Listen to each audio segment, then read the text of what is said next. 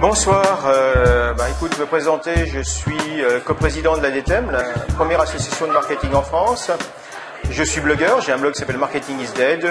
Je suis consultant et je conseille les entreprises sur tout ce qui est le marketing alternatif, marketing 2.0, le web social. Et puis, à côté de ça, j'écris un certain nombre de livres, dont le marketing 2.0, il y a quelques années, et aujourd'hui, qui sort chez Kawa avec Hervé Kabla, les médias sociaux en B2B, un mariage d'amour, point d'interrogation.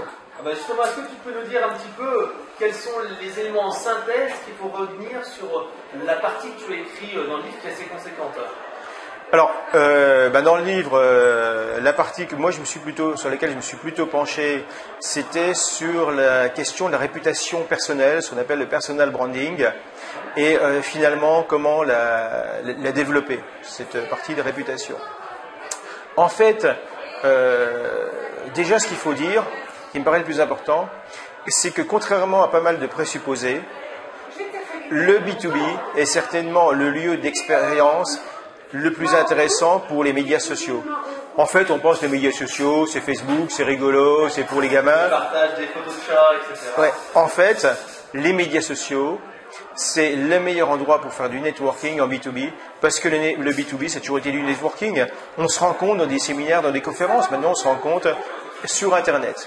Alors après, il faut être capable de soigner sa personnalité, parce que chaque individu sur Internet, sur le web social, a sa propre image de marque. Les Anglais parlent de personal branding. En France, on parle plutôt des réputations personnelles, mais c'est la même chose. Et après, c'est un savant mélange. Pourquoi ? Parce que il y a des choses qu'on va laisser passer de sa vie personnelle, de sa vie privée.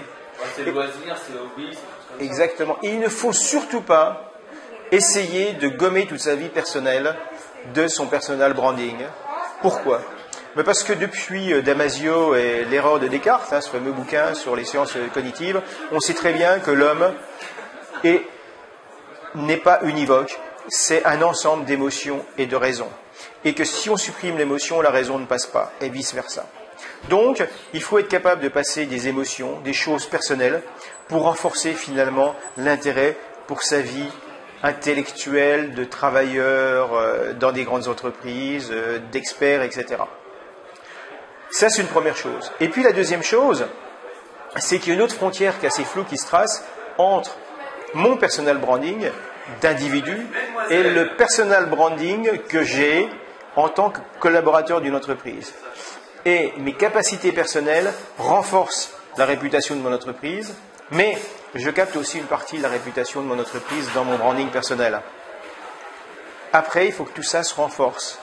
S'il y en a un qui tire trop la toile, l'autre en souffre, légèrement ou fortement.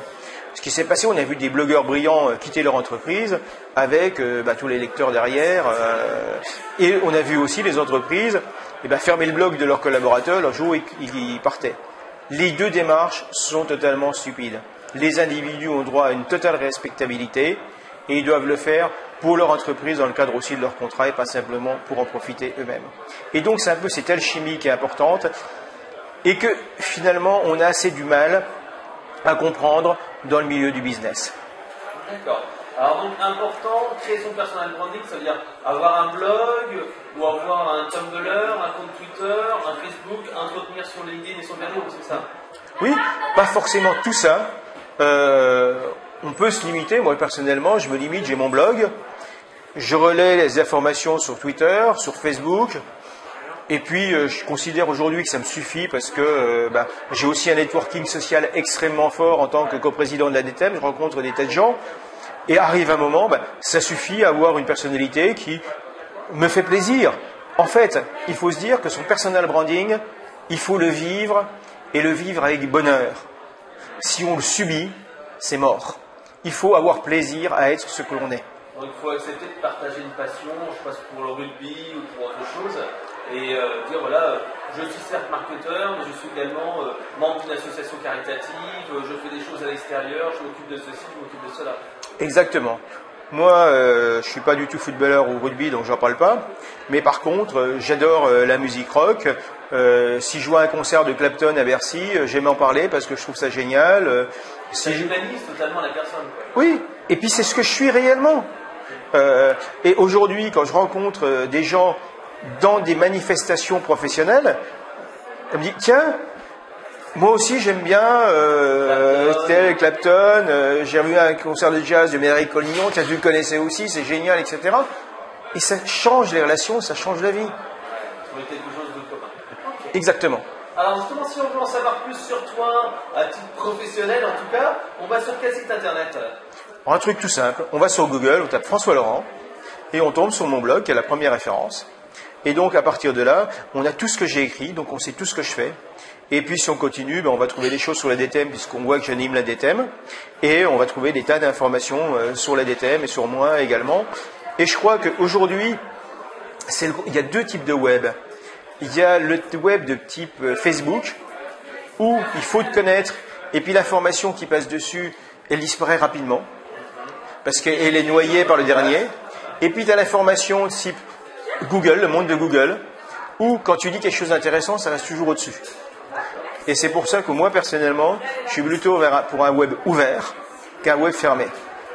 D'accord. Merci pour toutes ces informations et à bientôt. À bientôt, merci.